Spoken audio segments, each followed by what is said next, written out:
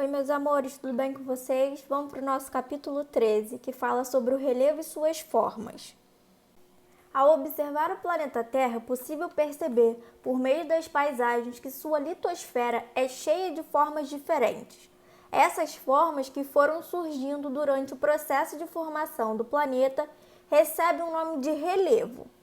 O movimento de separação dos continentes provenientes da movimentação das placas tectônicas e a ação dos agentes da natureza durante esse processo fizeram com que cada parte da superfície terrestre se formasse e se transformasse de forma diferente, originando-se o que? Assim, as estruturas geológicas chamadas de províncias geológicas, ou seja, são estruturas que possuem a mesma origem e a mesma formação geológica e que sustentam as diferentes formas da superfície terrestre.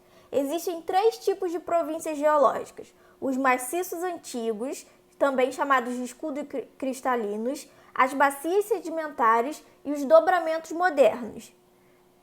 Os maciços antigos foram formados quando a crosta terrestre começou a resfriar, portanto, são as províncias mais antigas presentes nos relevos, basicamente rochas magmáticas.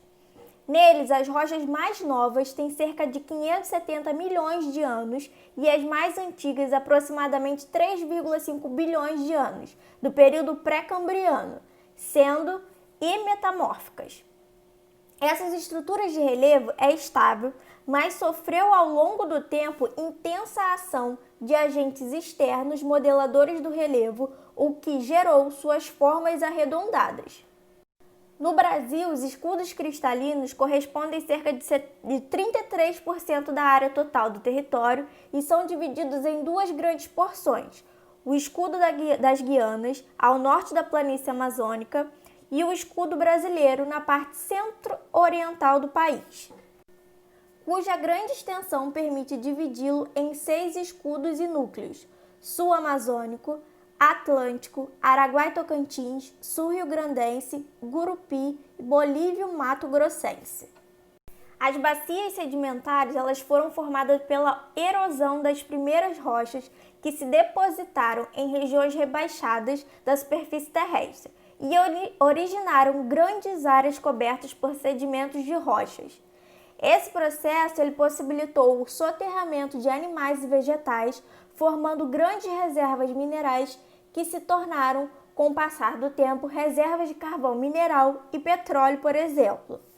Nessas formações, as rochas mais antigas têm aproximadamente 600 milhões de anos, eras paleozoica e mesozoica, e são basicamente sedimentares e metamórficas. Embora apresentem uma estrutura de relevo estável, as bacias sedimentares são facilmente erodidas devido à menor resistência de suas rochas. No Brasil, essas bacias correspondem a 60% do território nacional. Existem as grandes formações como a Amazônia do Meio Norte, a do Paraná, a São Franciscana e a do Pantanal Mato Grossense, assim como as pequenas, geralmente alojadas em compartimentos de planaltos, como as de Curitiba, do Recôncavo Baiano, de Taubaté, de Resende e de São Paulo. É importante a gente destacar a formação dos terrenos vulcânicos, que por sua vez eles ocupam cerca de 4% do território nacional, sendo, portanto, uma formação mais rara. Essas regiões foram formadas por meio de submissão do terreno aos derrames vulcânicos. As lavas são provenientes desses derrames e deram origem a alguns tipos de rochas encontrados nessas regiões, como é o caso do basalto, que possibilita, por exemplo, a formação de solos mais férteis, conhecidos como terra roxa.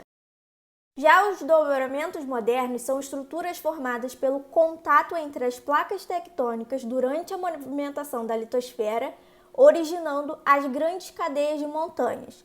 Elas são consideradas estruturas recentes, pois começaram a se formar há aproximadamente 70 milhões de anos, na era Cenozoica. São constituídas basicamente por rochas magmáticas e sedimentares, e possuem formas pontiagudas, pois sofrem a ação dos agentes externos da natureza há relativamente pouco tempo. São encontradas essas estruturas presentes nas cadeias de montanhas dos Andes, das montanhas rochosas, dos Alpes, dos Atlas e do Himalaia, não existem no Brasil. As unidades de relevo do Brasil. Os estudiosos do relevo perceberam que as várias formas apresentadas pela litosfera desde a formação da Terra estão diretamente ligadas ao processo de formação e modelagem da crosta terrestre.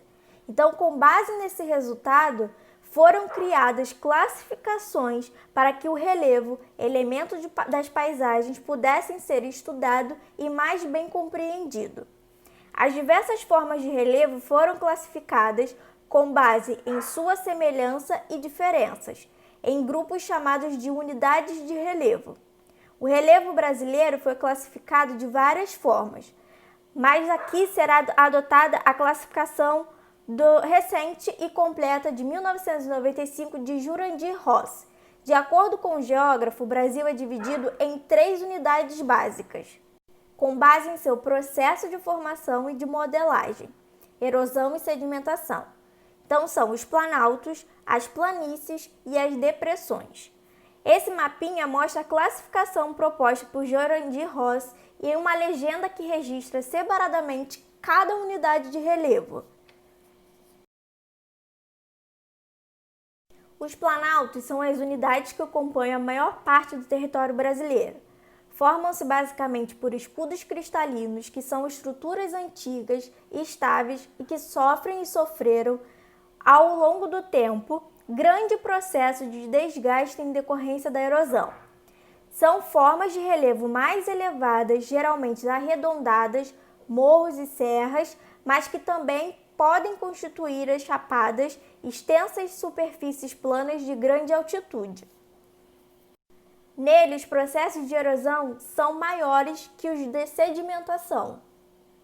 As planícies são unidades de relevo geralmente planas, com pouquíssimas ondulações, nas quais houve o processo recente de sedimentação de material.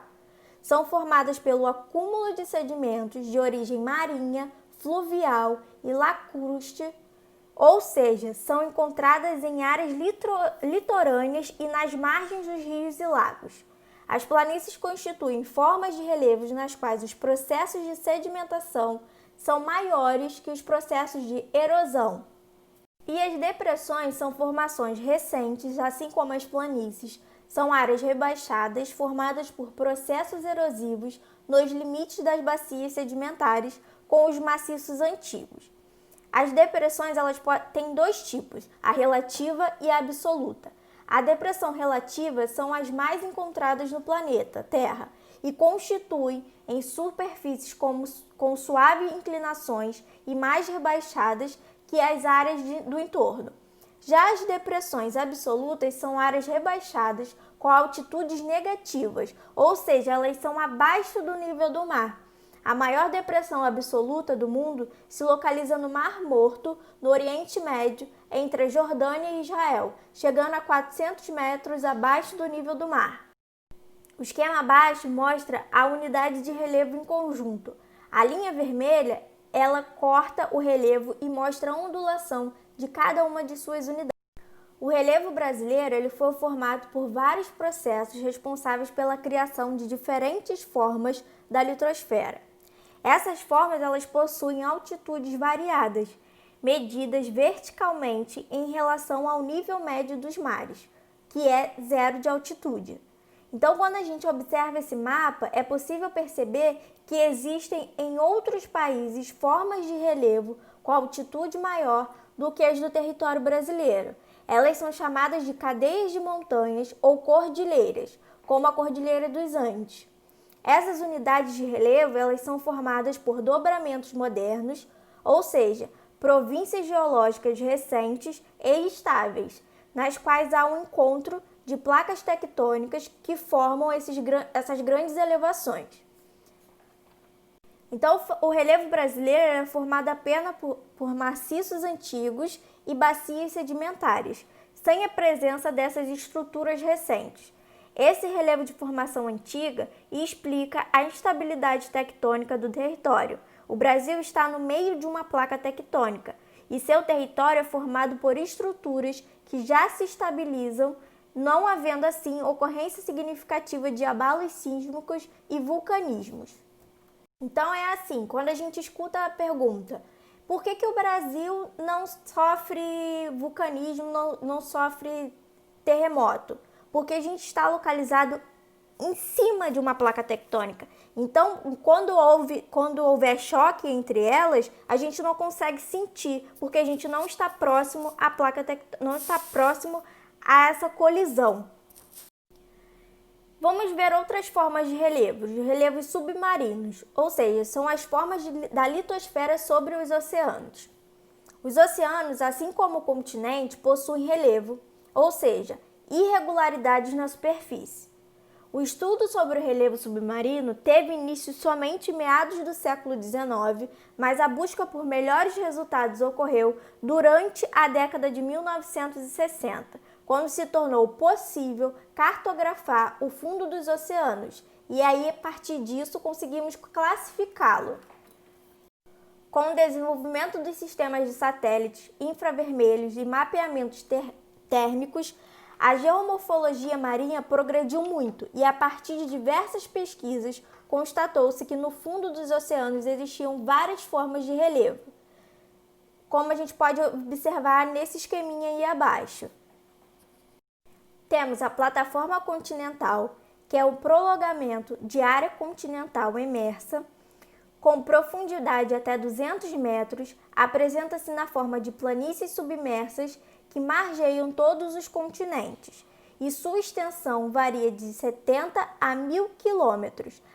A plataforma continental é considerada a área mais importante do relevo submarino, pois a luz do Sol atinge o fundo oceânico, permitindo assim a fotossíntese e o crescimento do plâncton, indispensável para a alimentação de peixes e animais marinhos. Por isso, localizam-se nessa área as maiores regiões pesqueiras e também as bacias petrolíferas. O talude corresponde à porção do fundo marinho com declive muito acentuado, atingindo de 3.000 a 5.000 metros de profundidade.